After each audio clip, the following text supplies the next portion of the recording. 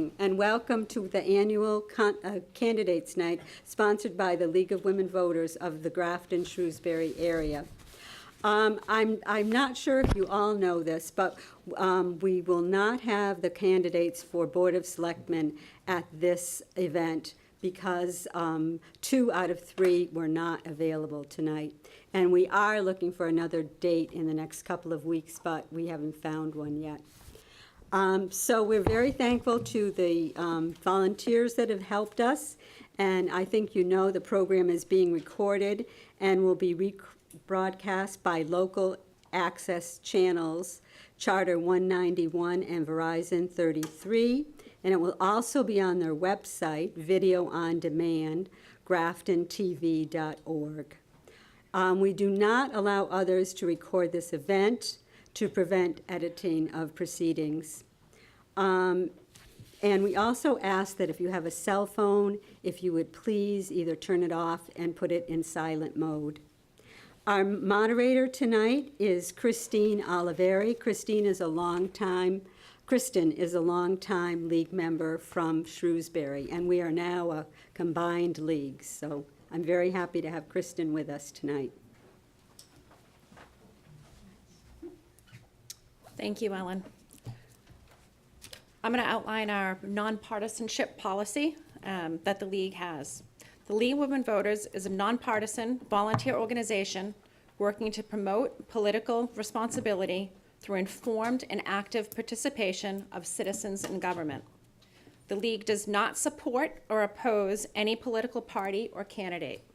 It does support or oppose legislation after study and consensus agreement among its members.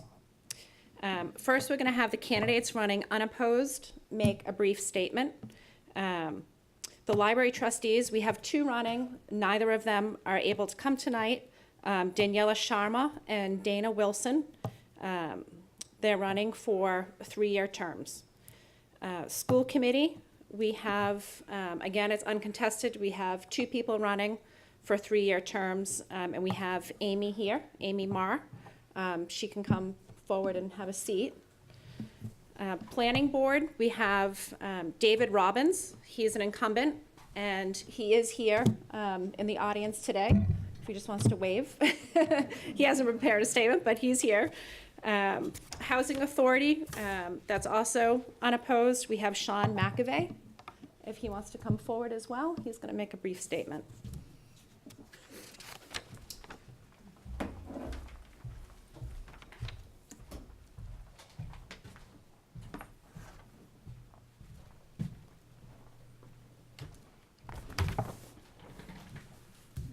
Get your best side.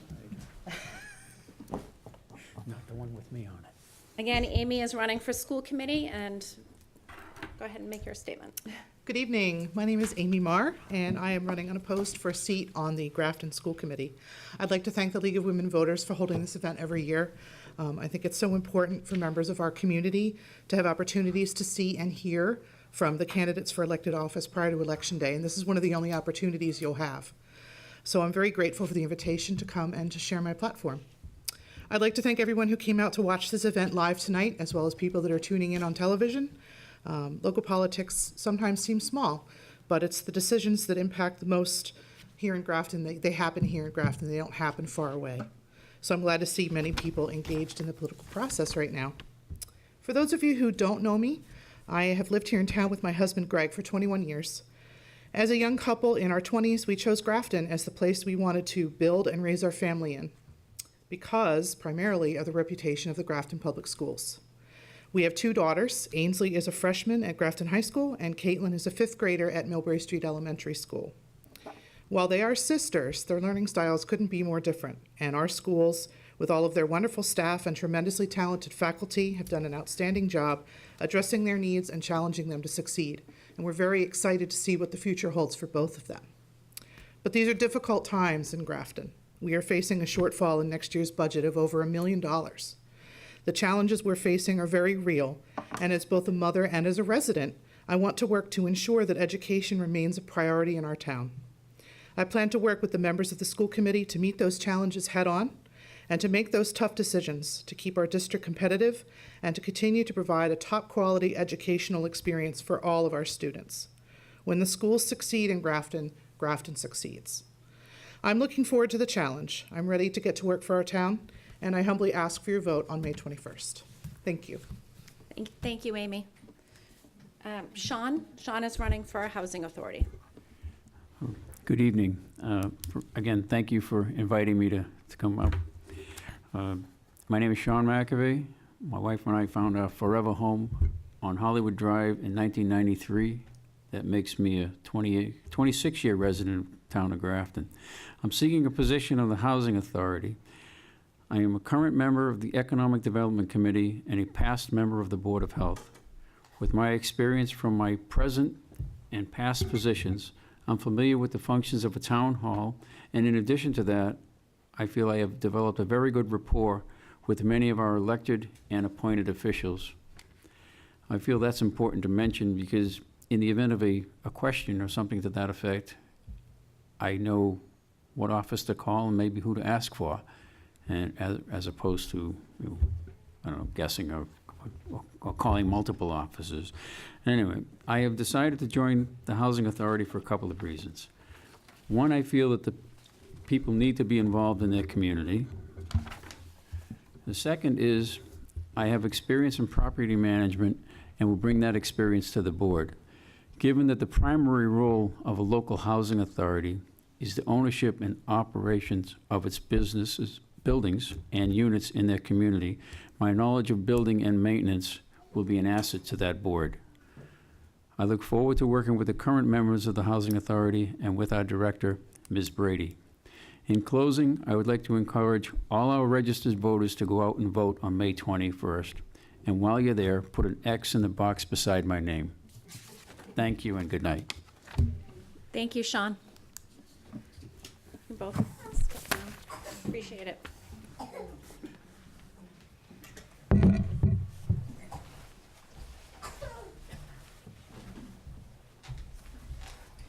We have two contested races this spring. We have town clerk. We have one seat and two candidates, Candy LaValle and Jennifer Paluzzi. And for Board of Selectmen, we have two seats and we have three candidates, Sargon Hannah, Peter Carlson, and Doreen Musa DeFazio. Again, tonight we will not be hearing from the Board of Selectmen, but we will be hearing from Candy and Jennifer for town clerk. If they can please come forward.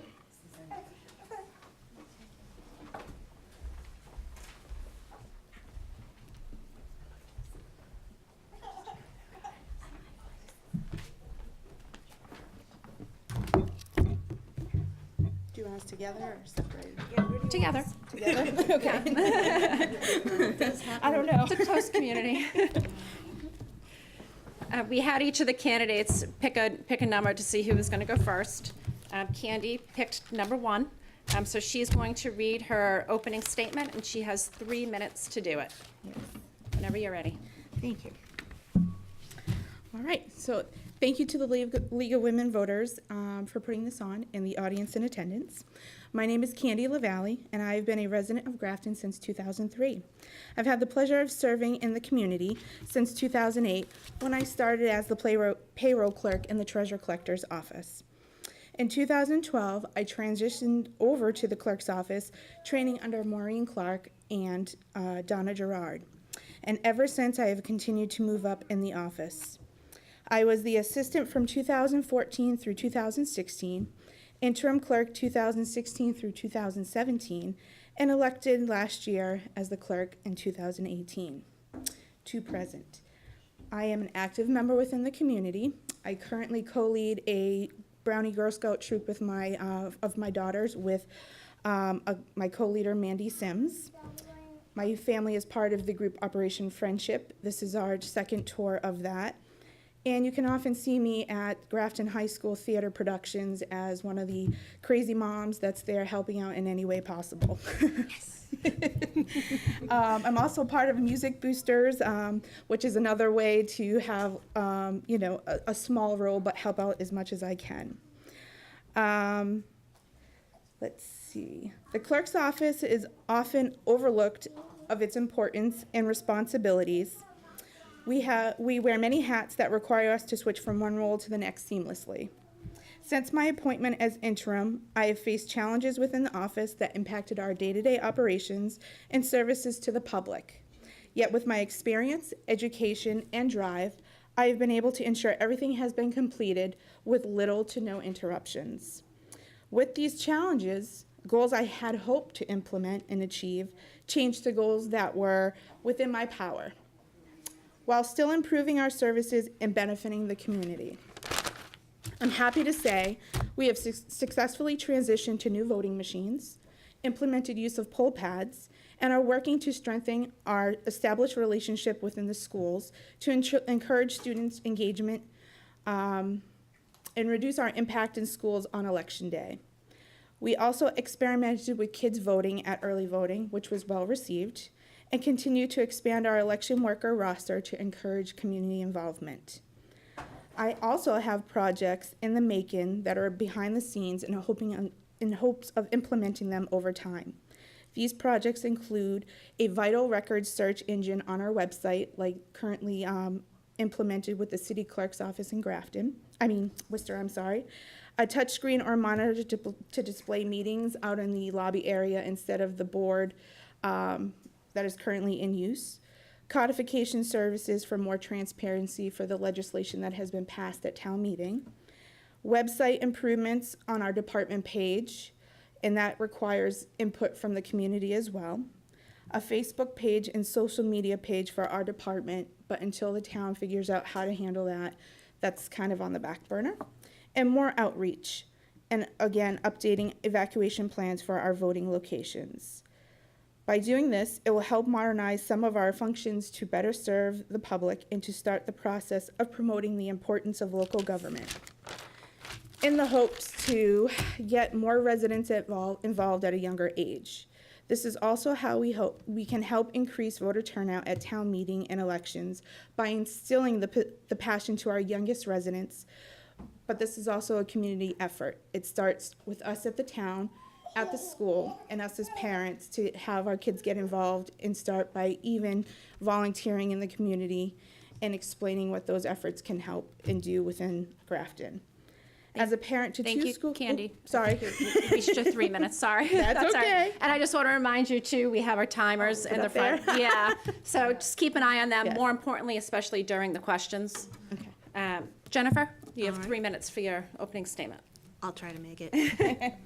All right, I'm Jennifer Paluzzi. I'm running for town clerk, and yeah, we've probably met somewhere in my travels around town in various roles. I spent 5 years with a camera slung around my neck and a reporter's notebook in my hand covering the town of Grafton. And believe it or not, it started as a hobby. I got to talking to neighbors at the school bus stop one day in 2008 about the overcrowding at the middle and high school. And I said, we need better communication in this town. I bet I could find all kinds of news and just blog about it in my spare time. My neighbors, Chris Rogers, said, I'd like to see that. And that's how I accidentally started a small media empire. My blog, Greater Grafton, led to me teaming up with Jack Schofield to start GraftonTimes.com. You might remember that name, or you might also have called it the Daily Grafton or the Grafton Daily Voice. You might have read our other CentralMassNews.com websites, which covered 13 or so towns, or interacted with the 20 reporters I trained and managed. The company that bought us, the Daily Voice, overspent on a headquarters in Manhattan, and our news team was disbanded. My major comfort was that the people in Grafton seemed to mourn this as much as I did. I couldn't go to Stop and Shop for a while without people crying around me. It was very awkward. But let me go back to the beginning. I grew up in Bellingham, which is a straight 20-minute shot down 140. I was raised in a family that was very active in local politics. I basically spent my childhood hanging around on street corners holding a campaign sign. I volunteered at the polls. I learned about the importance of getting out the vote from my father's campaign for state representative when he was defeated by the incumbent by just 136 votes. At Boston University, I studied journalism and political science at the College of Communication, graduating in 1989. Yeah, I'm old. I'm 51. My first job was writing obituaries at the Boston Herald, where I had a byline on the very first story about the murder of a pregnant Carol Stewart by her husband, Charles. I've worked at newspapers across central Massachusetts in Gardner, Fitchburg, Marlborough, and communities covered by the Metro West Daily News and, as of late, the Lowell Sun, where I was the editor-in-chief of the Neshoba Valley Voice, the weekly. So the basic question is, that's my background, but what the heck is a journalist doing running for town clerk? Well, I was laid off. I was looking for work. And this happened to occur to me as something that was a bit of a challenge. No one's ever opposed a sitting town clerk. And this is not out of spite for Candy or anything. It just is, oh, this is interesting. Kind of scares me. Think I'll try it. Whenever I started a new town, my first stop was always the town clerk's office. Town clerks always have the best gossip. They have census and voter data, they know everyone's dog's name, and they spend their days answering questions. Sometimes I'd just walk in while a couple was getting a whiting license, or more recently, when a senior citizen was trying to track down their birth certificate to receive their new driver's license. When I realized the job was up for election this year, I decided, why not? Politics in my life is inevitable. I've been running away from actually being on the ballot and just covering the ballot races. And I love living in the town of Grafton. I really missed knowing everything that was going on during my time in Lowell. I could tell you all kinds of stories about Lowell, but it's not Grafton. My skills actually translate pretty well. I'm fluent in open records and campaign finance law. I keep to a straight code of ethics as a journalist already, and I'm used to dealing with the public, often when they're really, really angry. I have extensive experience with social media and website management, and I can help the town develop digital best practices. I have lots of ideas about the website. I have lots of ideas about social media. I used to teach college students in a manual about this stuff. I can easily do it here. Grafton's given my family so much since we moved here in 2004. My kids, David and Megan, are Grafton High graduates. Heck, my beagle is a graduate of Tufts University, where vet students worked on her. I'd like to give the town my talents and humbly ask for your vote on May 21st. Thank you very much, Jennifer. Thank you. And I have questions here from the audience. They wrote down some questions earlier tonight and handed them to us, and we reviewed them. Each candidate is going to have 1.5 minutes to respond, and then there's also a 30-second rebuttal. So we're going to start the first question with Jennifer, and you'll have 1.5 minutes to respond. Okay. What are the training and certification requirements for the position of municipal clerk? I know that I'm going to need to become a notary public. Very familiar with that from working in my father's law office. I know that I will have to become a justice of the peace. I know that marriage licenses are part of the deal, and I know that there's training that I will need. Jumping into new things is not something that's unusual to me. Since I managed to put together two college classes within two weeks of getting a job at Emmanuel College, I think I will be able to master this. Thank you. Thank you. Candy, again, the same question. What are the training and certification requirements for the position of municipal clerk? So, as Jen stated, notary public is actually something that is not required, but we do have, it is something you will need in the office because we do deal with a lot of that. Same thing with justice of the peace. It's not required, but it is a convenience in the service to the public. We also have lots of things that we deal with, archival training. So there is archival training that is available. There are lots of schooling. So there are 4 associations we're a part of that keep us up to date with all of the information we need for elections in the town clerk's office. And those are where you go to get that information. There's actually something called New England Municipal Clerks Institute and Academy, which I am a graduate of. And that is another schooling that you can go to that is a commitment for 3 years from the town and the individual. And after that, you have the training and the most of the work needed to apply for your CMC, which I also have, which stands for Certified Municipal Clerk. And once you do that, that opens up other doors for other designations that you can get to better service the public. And see. And it's just basically attending those. Honestly, the state and the Attorney General's office have trainings, and that's where we also work with and would have to work with them. Great, thank you. Jennifer, do you? No rebuttal. Okay. The second question, this will go to Candy. Yes. What would you do if a meeting agenda was not posted, but the meeting was held anyway? So we deal with that a lot in the office. Obviously, we have a 48-hour requirement that agendas are posted, and the public has means of knowing that they're there. The website is our main, our primary spot. So what we have to do if we fall into that, that issue is we contact whoever submitted it, usually the chair or the secretary, and let them know that they have not met the requirements of the open meeting law and they should not be having that meeting, and we advise them to reschedule. Jennifer, do It's you want me to basic- read it again? No, Okay. I've got it. It's basically, it's the same answer. I've dealt with a lot of boards that have, accidentally taken up business that they hadn't posted, always challenged them on that. If it's, something that I have found out ahead of time, as Candy said, I would ask them to not hold it because it is not legal.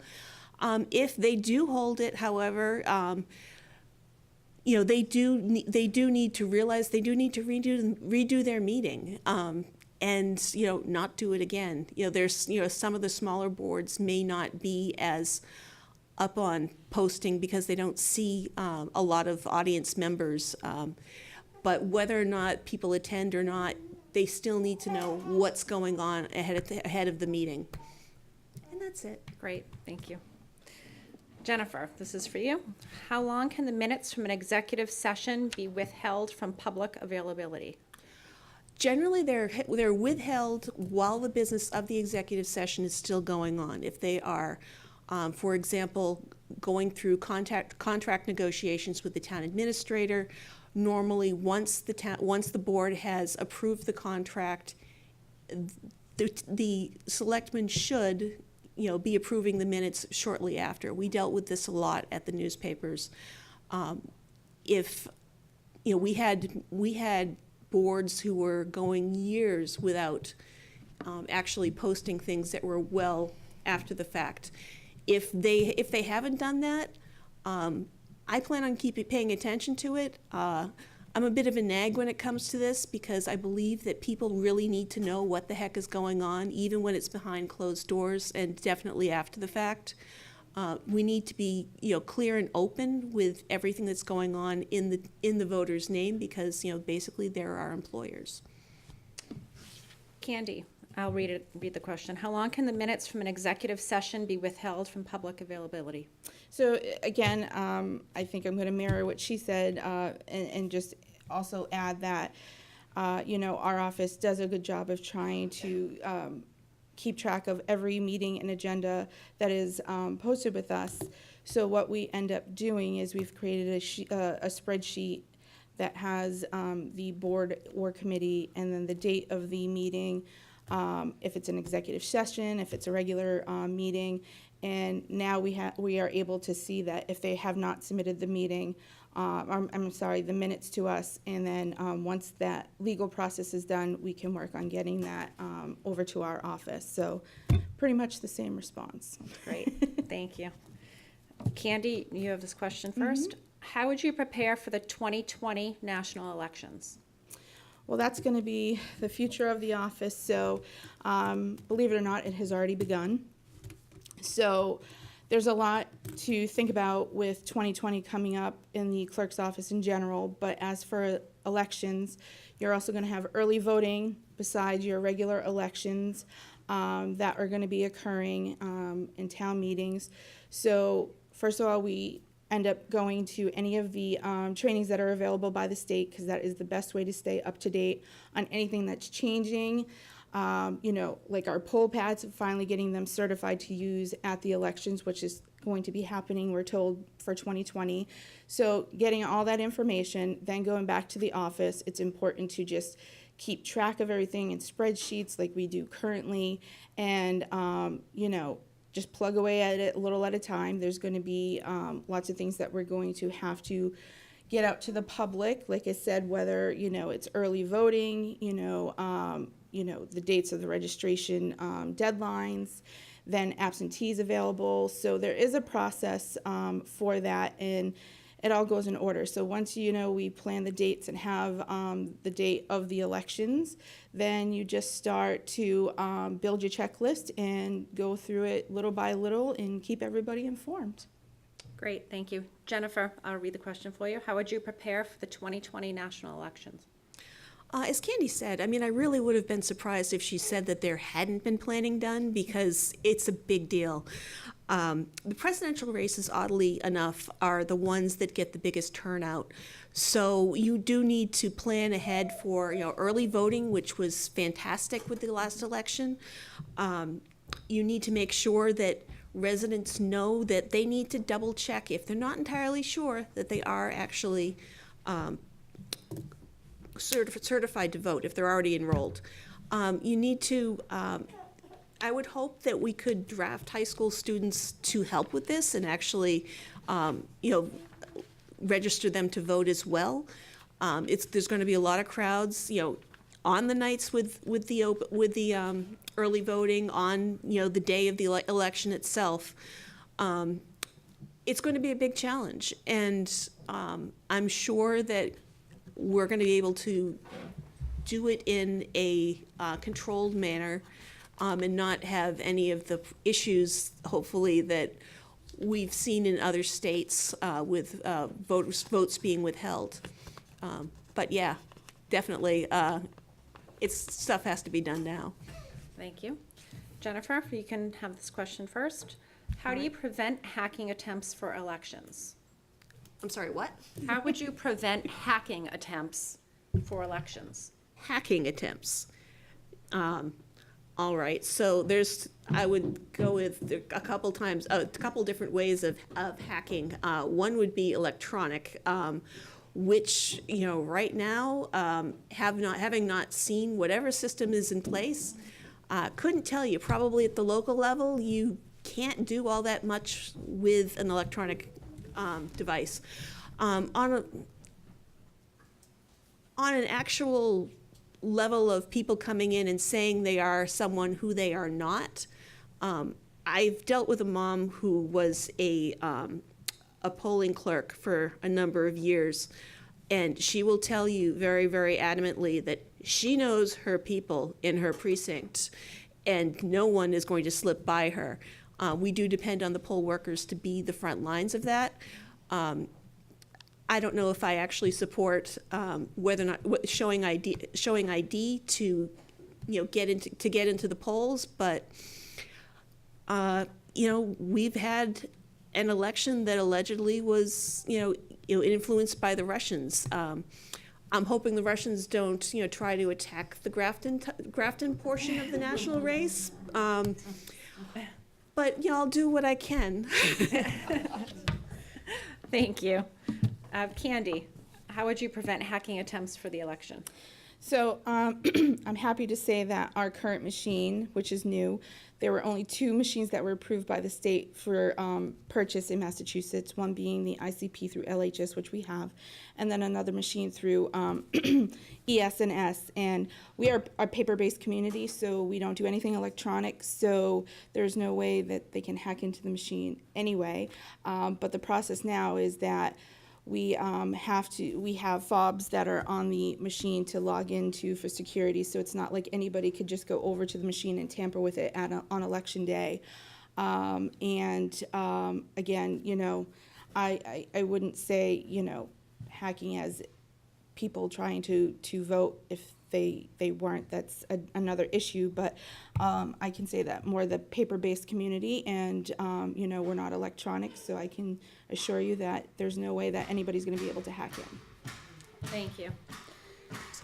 Candy, what would you do if a town bylaw was updated locally but not submitted to the state attorney general within 30 days? And since you are the incumbent, what have you done if this has happened?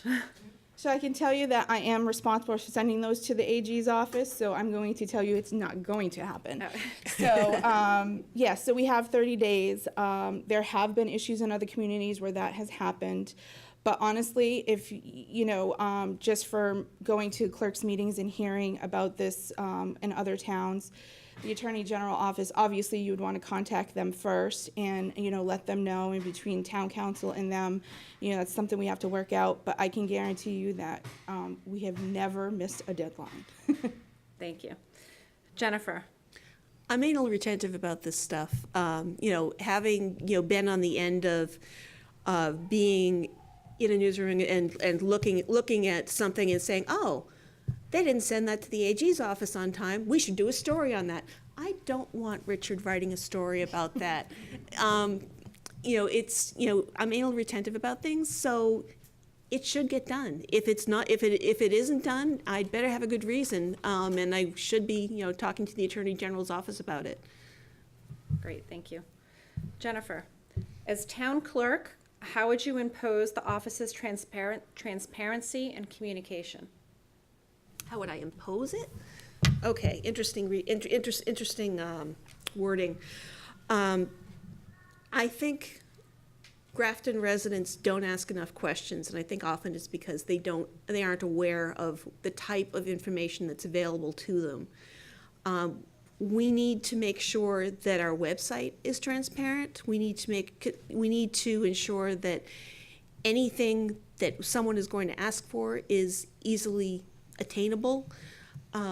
One thing that inspired me actually to run for this seat was that having been in the news industry, I know that papers aren't able to get in everything that needs to be done anymore. There's certain things that the pay side of the business is asking people to put in. So we need as a town to make sure that we are telling people also what is happening. This is when you need to register to vote. This is when we're having a meeting. This is what's on the agenda. We need to be as clear and transparent about that as possible, and be accountable to people who, as I said before, are supposed to be running the town. Thank you. Candy, as town clerk, how would you impose the office's transparency and communication?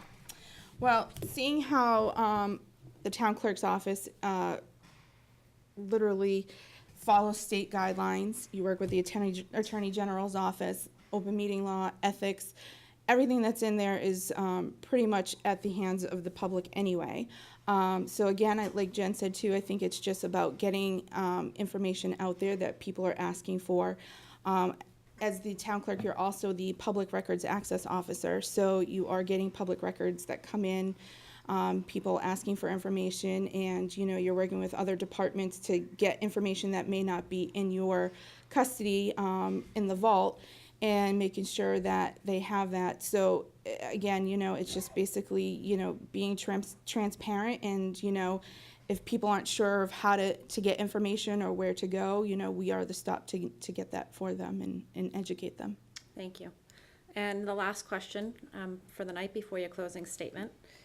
Candy, the town clerk's position remains an elected position. Last year, town meeting defeated a proposed bylaw change for it to be an appointed position.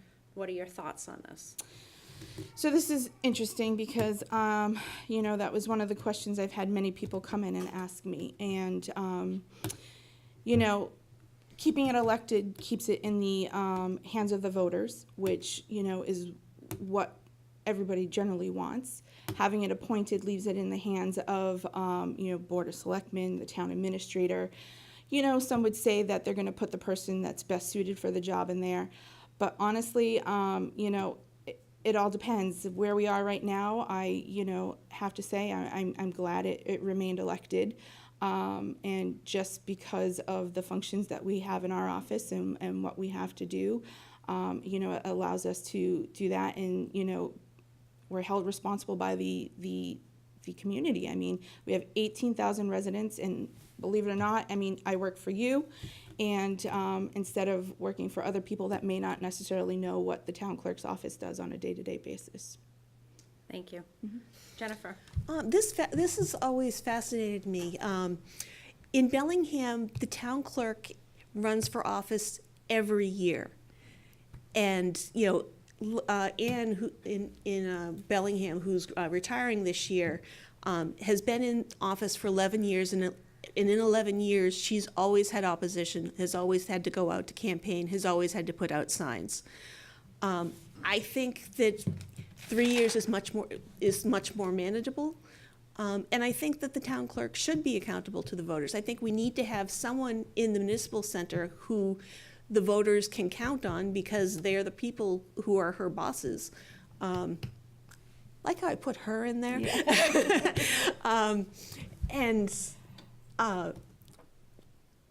We need to have a person who's there for the people. Again, as Candy said, the town administrator could appoint, the Board of Selectmen could appoint, but it's better to have the voters say, okay, we like this person is honest, we think that she should be the person responsible to talking to the Attorney General's office and making sure everything is running as it should be. Thank you. You're going to have 1 minute to make a closing statement. And Jennifer, you can make your closing statement first. All right. Naturally, I prepared an opening statement, but not a closing statement, so you're going to get me off the cuff. This could be dangerous. All right, so as I've said before, I love Grafton. It's the first place I've lived in, and I've lived in multiple places around the state where I've actually felt like I was home. I tried my best to serve Grafton by being a reporter. Now I'd like to serve Grafton by being its records keeper, the keeper of the history. Journalism is supposed to be the first draft of history, but actually the first draft is all the data that's collected and stored and archived in the town clerk's office. I want to help keep the municipal center honest, make sure that we have everything done the proper way. And 15 seconds, thank you very much for the League of Women Voters for hosting us, and I hope to see everyone on Election Day. Thank you. Candy, closing statement, please. Okay. So I want to thank everyone in attendance. As a clerk, I know the importance of my involvement in the town and the role I play. Many people seek our help on a daily basis and expect results, sometimes instantaneously, and which we do on our best to provide. The clerk is the face of the town and someone who should possess integrity, experience, education, and drive, while being compassionate, approachable, willing to help, but most of all, unbiased. Most of all, an unbiased approach so everyone has confidence in their role. With that, I ask for your support by voting for me on May 21st. Thank you, Candy. On behalf of the Grafton Shrewsbury League of Women Voters, I'd like to thank everyone for coming tonight. This program will be shown on local access cable until the election, and the town elections are on Tuesday, May 21st. I'd like to remind everyone that democracy is not a spectator sport. Thank you.